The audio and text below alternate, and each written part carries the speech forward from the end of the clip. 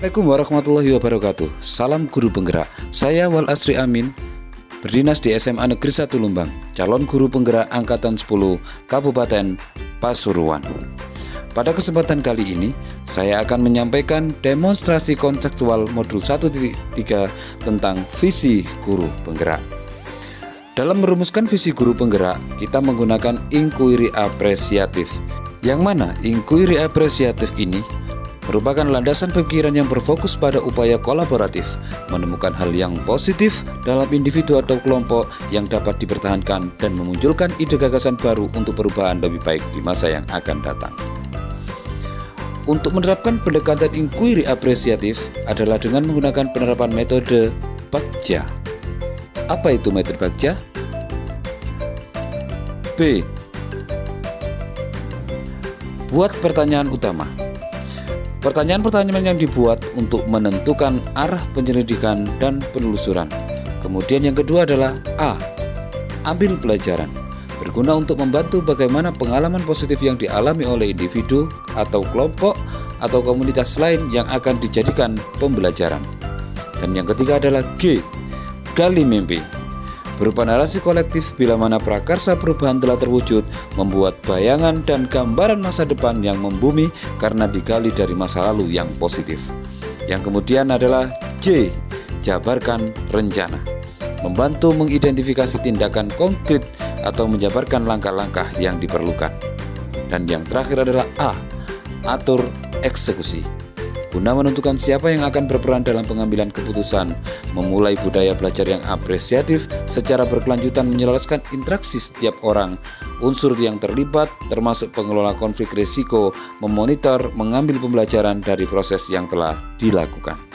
Visi saya adalah mewujudkan murid berprofil Pancasila yang berprestasi dan siap berkompetisi. Untuk prakarsa perubahan, yaitu mewujudkan murid siap berkompetisi dan berdaya saing melalui bimbingan karir dan lanjutan. Untuk tahapan bagiannya adalah yang pertama, buat pertanyaan utama. Pertanyaan yang muncul pada proses yang pertama ini adalah 1. Apa yang perlu dilakukan untuk menumbuhkan karakter siap berkompetisi murid khususnya setelah lulus dari SMA?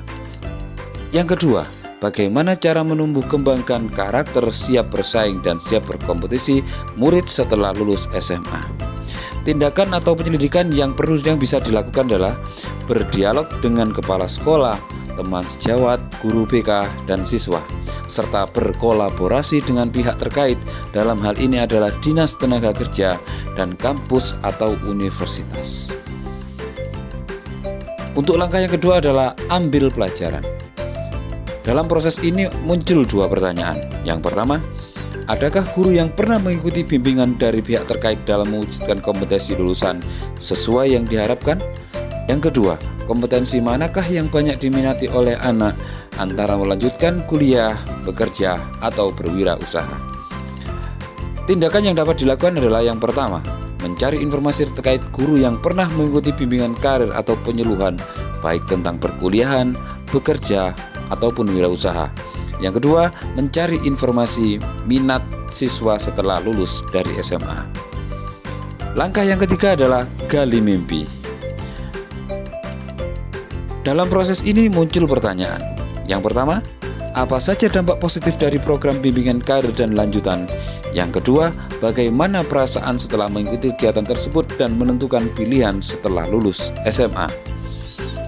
Tindakan yang dapat dilakukan yang pertama, menggali informasi tentang dampak positif dari program yang dilaksanakan.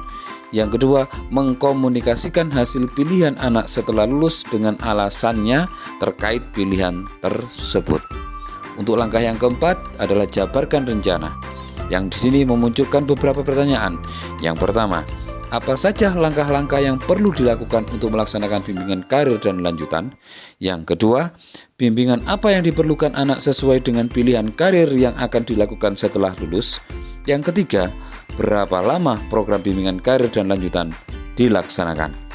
Tindakan atau penyelidikan yang muncul pada proses jabarkan rencana berdasarkan pertanyaan tersebut adalah 1. Melakukan koordinasi dengan pihak terkait dan guru BK terkait program Yang kedua, membuat data pilihan anak terkait pilihan setelah lulus dari SMA.